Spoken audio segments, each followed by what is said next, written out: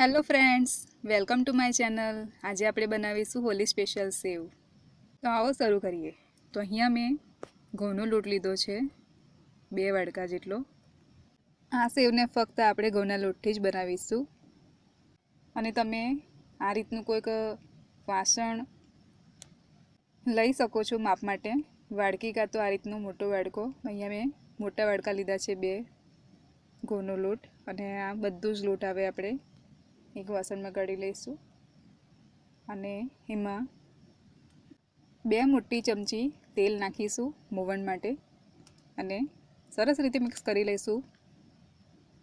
બધા જ લોટની અંદર સારી રીતે મિક્સ થઈ જાય એવી રીતે આપણે કરવાનું છે. અહીંયા આપણે પૂરીનો લોટ બાંધીએ છીએ એવી રીતે જ આ લોટને પણ બાંધી લેવાનો છે. ઢીલો ના થઈ જાય એનું ખાસ ધ્યાન રાખવું. આપણે થોડું થોડું જ પાણી એડ કરીને લોટ બાંધી લેવાનો છે. તો તમે જોઈ શકો છો અહીંયા આપણો લોટ આ રીતનો રેડી થઈ રહ્યો છે. જરૂર જણાય ત્યારે જ આપણે પાણી એડ કરવાનું છે. અને લોટ આ રીતનો આપણો બંધાઈ ગયો છે તો એને સરસ રીતે આપણે ગૂંદી લેવાનો છે. તો લોટ આપણો આ રીતે ગુંદાઈ ગયો છે અને આ રીતનું હોવું જોઈએ આપણો લોટ. અને હવે સેવ પાડવા માટે આ રીતનો એક સંચો લીધો છે. કોઈ પણ ઝંઝટ વગર આ સંચાથી આપણી સેવ બહુ જ સારી રીતે પડી જશે. અને આ રીતની એક જારી લીધી છે. સંચાને આપણે આ રીતે ગ્રીસ કરી લેવાનો છે તેલથી, જેથી કરીને એની અંદર લોટ આપણો ચોંટી ન જાય જ્યારે આપણે સેવ પાડીએ. અને લોટ આપણો કઠણ જ હોવો જોઈએ. લોટ ઢીલો ન થઈ જાય એનું ખાસ ધ્યાન રાખવું. જો લોટ ઢીલો હશે તો સેવ પાડવામાં ખાસી પ્રોબ્લેમ થશે આપણને. સરળતાથી નહીં પડે સેવ. તો ખાસ ધ્યાન રાખવું. અને સંચાને સરસ રીતે આ રીતે ગ્રીસ કરી લેવાનો છે પૂરી રીતે. અને સાથે સાથે એની સાથે જે આપણી હેન્ડલ હોય છે અને આ જે જારી છે એને પણ આપણે ગ્રીસ કરી લેવાનું છે. જારીની અંદર આપણે સ્મૂથ જે ભાગ છે એ અંદરની સાઈડે હોવો જોઈએ. તો આ રીતે આપણે ગ્રીસ કરી લેવાનું છે. આપણે જે રીતથી સેવ પાડવા જઈ રહ્યા છે એ ખૂબ જ જૂની રીત છે અને એકદમ સહેલી પણ છે. બાળપણમાં જોયું હશે તો યાદ હશે તમને કે તમારા બા અથવા મમ્મી આ રીતે સેવ પાડતા હતા. અને હજુ પણ કેટલાય લોકો આ રીતે સેવ પાડતા જ હશે. તો સંચામાં આ રીતે આપણે જારીને ગોઠવી દઈશું અને ત્યારબાદ લોટનું આ રીતે લૂવું લઈને એમાં નાખી દઈશું.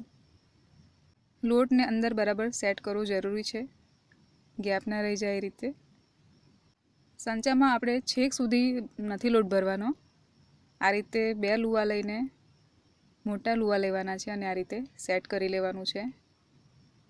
બરાબર સેટ કરી લીધા પછી એમાં ઢાંકણ આ રીતનું જે આવે છે સંચાનું ફેરવવાનું હેન્ડલ, એ આ રીતે સેટ કરીને આકા ફેરવી લેવાના છે છેક સુધીના. તમે જોઈ શકો છો અહીંયા આ રીતે આપણે બેસાડી દીધું છે એનું ઢાંકણ. પણ આકા એના આ રીતે સેટ કરી લેવાના પહેલાં. જો આકા સેટ નહીં હોય તો ઢાંકણ આપણું બરાબર ફિટ નહીં થાય અને સેવ પાડવામાં પણ પ્રોબ્લેમ થશે. તો આ રીતે આપણે ફિટ કરી લેવાનું છે. તો તમે જોઈ શકો છો અહીંયા સેવ પાડવા માટે તમે કોઈ પણ વસ્તુનો ઉપયોગ કરી શકો છો. મેં અહીંયા ચાળનો અને આ રીતની જારીનો ઉપયોગ કર્યો છે, જેનાથી આપણે ઇઝીલી એને રિમૂવ કરી શકીશું સેવને. સેવ પાડતી વખતે આવી રીતે એક એક તોડીને આ રીતે નાખી દેવાની છે આપણે છૂટી જ. એક સાથે જો આપણે બધી નાખીશું તો જાડું જાડું થઈ જશે એકદમ આમ ગાંઠા જેવું. અને આપણી સેવ પડી ગઈ છે બધી જ આ રીતે. અને હવે તડકામાં એક ચાદર કે ઓઢણી પાથરીને આ રીતે આપણે સૂકવી દેવાની છે તાપમાં. તો તમે જોઈ શકો છો અહીંયા કે આપણને સૂકામાં પણ કોઈ પ્રોબ્લેમ નથી થઈ રહી. એકદમ ઇઝીલી આપણે જે તે વાસણ છે એનાથી એકદમ રિમૂવ કરી શકીએ છીએ સારી રીતે. અને અહીંયા આપણી બધી જ સેવ સૂકવાઈ ગઈ છે અને 1-2 કલાક પછી એને આપણે પલટાવી દેવાની, જેથી કરીને બંને સાઈડે આપણે સારી રીતે સુકાઈ જાય સેવ. આ રીતે પોચા હાથે પકડીને પલટી દેવાની. અને આપણી સેવ સુકાઈને રેડી છે. હવે સેવને બાફવા માટે આપણે 2 લોટા પાણી લઈશું બાફવા માટે આપણે બહુ ઓછું પાણી નથી લેવાનું, એવા આપણી ડૂબે એટલું પાણી તો લેવાનું જ. તો અહીંયા મેં અડધી તપેલી જેટલું પાણી લીધું છે અને આપણે ઢાંકી દઈશું જેથી કરીને ફટાફટ ગરમ થઈ જાય. તો 2 મિનિટ પછી ચેક કરીએ તો પાણી આપણું સરસ રીતે ગરમ થઈ ગયું છે અને એમાં 1 ચમચી જેટલું આપણે તેલ ઉમેરી દેવાનું છે જેથી સેવ આપણી સરસ રીતે છૂટી થાય, ચોંટી ના જાય બધી અંદર એમ. અને જેટલા વ્યક્તિ માટે બનાવવાનું હોય એટલી આપણે સેવ નાખી દઈશું બાફવા માટે. આ ક્વોન્ટિટી 2 થી 3 વ્યક્તિ માટે પૂરતી છે. તમે તમારી રીતે ઓછું વધતું કરી શકો છો. અને હવે આપણે સરસ રીતે ભેગું કરી લેવાનું છે પાણીમાં. પાણીનું લેવલ આ રીતનું રાખવાનું છે આપણે. તો સેવ સારી રીતે બફાઈ જાય એટલા માટે આ રીતે એક ઢાંકણ આપણે ઢાંકી દઈશું. મીડિયમ ગેસની ફ્લેમ પર 2 મિનિટ માટે રાખીને ઢાંકણને ખોલી નાખવાનું છે અને ત્યાર પછી ફાસ્ટ ગેસની ફ્લેમ પર જ આપણે 10 થી 15 મિનિટ માટે ઉકાળી લેવાનું છે આ રીતે. અને 2 મિનિટ આ રીતે હલાવતું રહેવાનું જેથી કરીને તળિયે ચોંટી ના જાય આપણી સેવ. 10 થી 15 મિનિટમાં તો સરસ રીતે આપણી સેવ બફાઈ જશે, બહુ વધારે સમય નહીં લાગે. તો તમે જોઈ શકો છો અહીંયા આપણી સેવ બફાઈ રહી છે સરસ રીતે અને વચ્ચે વચ્ચે આ રીતે હલાવતું રહેવાનું.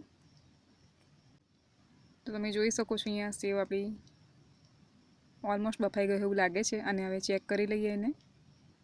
તો ચેક તમે આ રીતે કરી શકો છો.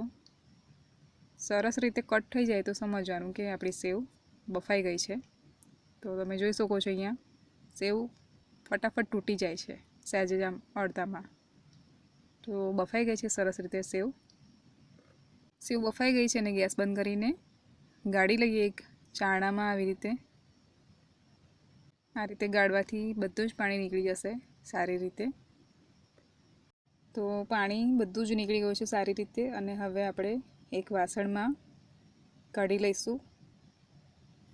બધી જ સેવને આપણે એક વાસણમાં કાઢ્યા બાદ 1 ચમચી ઘી નાખી દઈશું અને 4 મોટી ચમચી ખાંડ લીધી છે. તમે ખાંડનું પ્રમાણ વધતું ઓછું કરી શકો છો તમારી રીતે.